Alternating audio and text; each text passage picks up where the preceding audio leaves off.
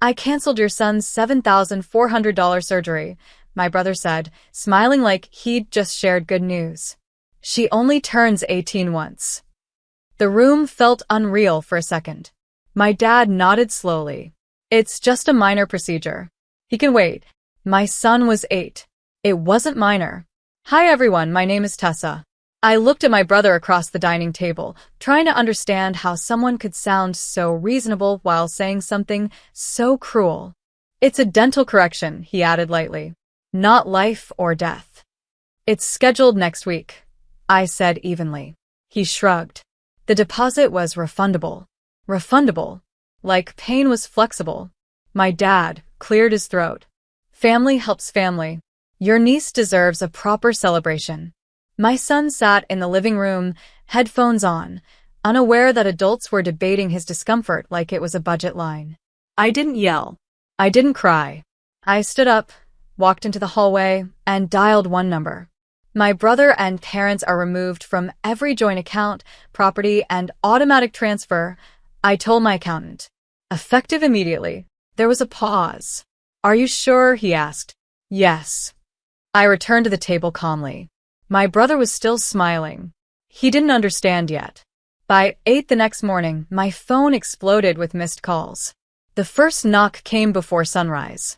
Not polite. Not hesitant. Pounding. I opened the door to find my mother standing there in yesterday's sweater, mascara smudged, panic written across her face. What did you do? She demanded. Behind her, my dad stood rigid on the porch, silent for once. What do you mean? I asked calmly. The bank called, she said, voice rising. The mortgage payment didn't go through. They said the automatic transfer was canceled. Yes, I replied. Her mouth fell open. You can't just pull support overnight, she snapped. We rely on that. I studied her carefully. The house they lived in was under my name. The one I bought after my business expanded. The one they insisted on temporarily staying in 3 years ago. You rely on it, I corrected. You don't own it. My dad stepped forward. This is retaliation. No, I said evenly. It's boundaries.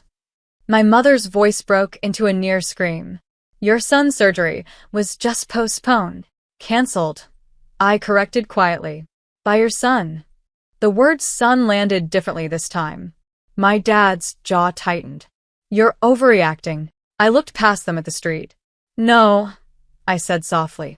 I'm recalibrating. And they still didn't understand what that meant. My brother called as they stood on the porch. I answered on speaker. What is wrong with you? He barked. Mom says the house payment bounced. It didn't bounce, I said calmly. It stopped. You can't evict your own parents over a misunderstanding. I let that word hang. Was my son's surgery a misunderstanding? I asked. Silence flickered on the line. It was a timing issue, he muttered. The venue deposit was due. For a birthday party. For her 18th, he corrected sharply. It's important. I looked at my mother, still trembling beside the door.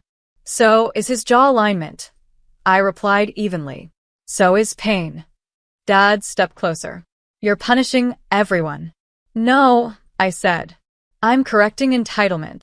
My brother exhaled loudly. You'll ruin the family over this? I thought about my son chewing carefully because his teeth hurt. About him asking if the surgery would fix it soon. You already did, I said softly.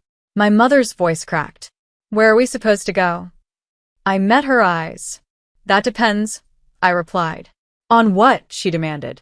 On whether you think my child can wait. The line went quiet, and for the first time, my brother didn't have a clever response. Dad tried a different tone. Let's talk like adults, he said carefully. We didn't mean to hurt him. You did, I replied. My mother stepped inside without being invited. You're emotional, she insisted. It's just money. I almost laughed.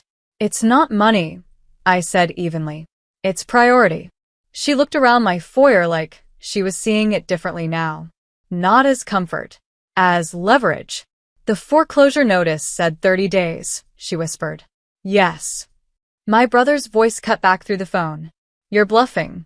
You won't actually make them leave. I leaned against the wall calmly. I removed automatic payments. I informed the bank the property is no longer being subsidized. That's not a bluff.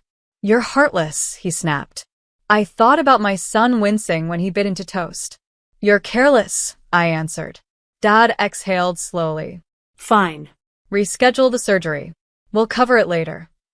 Later. That word again. No, I said quietly. He's not waiting. I ended the call. My mother stared at me. You'd choose him over us? I didn't hesitate. Every time. That answer changed the balance in the room, because they finally understood something. They weren't the priority anymore. And they never would be again. They left without slamming the door. That's how I knew it had landed. My phone buzzed minutes later. My brother again. You're making a scene, he said, voice tighter now. The venue is non-refundable. And my son's pain isn't negotiable, I replied. You're going to ruin her birthday. I walked into the kitchen where my son sat coloring quietly, unaware of the storm. I'm not ruining anything, I said evenly. I'm prioritizing. He lowered his voice. Dad says the bank won't actually move that fast. They don't need to, I answered. The house is under my name. I can sell it tomorrow. Silence. You wouldn't, he said finally. I glanced at the framed photo on the wall. My parents smiling on the porch of a house they'd never paid for. Try me. He scoffed, but there was uncertainty beneath it. You've changed, he muttered. No, I replied calmly. I stopped absorbing consequences that aren't mine. That afternoon, I called the surgeon. We're keeping the original date, I said. The deposit was reinstated within hours. By evening, my mother texted again. Your father says we need to discuss property ownership. Now they wanted clarity. I was ready to give it. In writing. The discussion happened at my dining table that night. Not theirs. Mine. I laid out the property documents neatly, sliding them across the wood like I was presenting a case. The deed is in my name, I said calmly. You've been living there rent-free for 3 years. My dad avoided my eyes. It was temporary. Yes, I replied. And now it's over. My mother's voice trembled. You're forcing us out because of one disagreement. No, I said. Because of repeated entitlement. My brother joined by video call, jaw tight. You're weaponizing money, he accused. I looked at him evenly. You weaponized my son's health. Silence.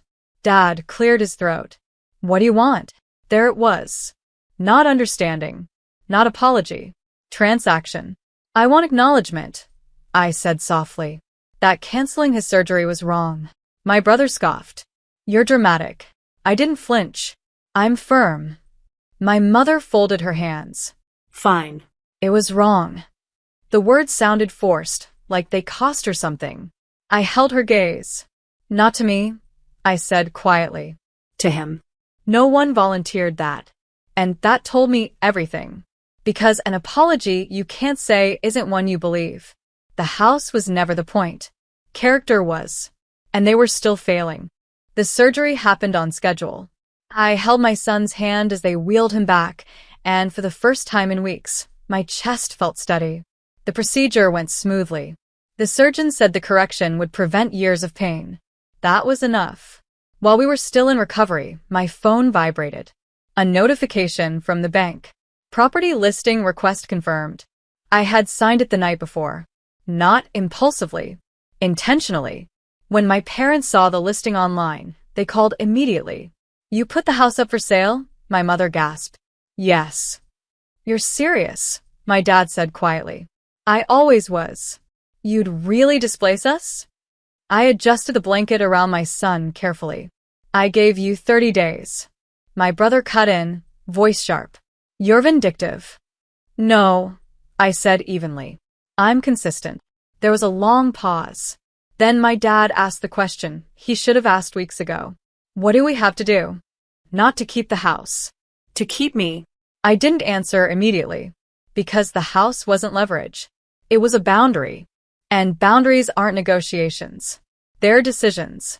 I finally spoke. You start by apologizing to him. Silence filled the line again. And this time it lasted longer. They showed up the next day. Not at my house, At the hospital, my son was sitting up in bed, cheeks slightly swollen, watching cartoons when my parents stepped inside. My father looked smaller than usual. Not physically. Structurally. My mother held a gift bag like it could soften impact. My brother wasn't there. "Hi, buddy," my dad said awkwardly. My son looked at me first. "It's okay," I told him gently. My father swallowed. "I was wrong," he said slowly. "What I did, canceling your surgery, was wrong." The word wrong sounded foreign in his mouth. My son blinked. "It hurt," he said honestly. "I know," my dad replied, voice cracking slightly. "And I'm sorry." My mother added a softer apology, less rehearsed. It wasn't perfect, but it was direct. After they left, my phone buzzed. The first offer on the house. Above asking. I stared at it for a long moment. Then I declined it. Not because I forgave everything, but because accountability had finally entered the room. The house would stay in my name. The payments would resume, under a written rental agreement.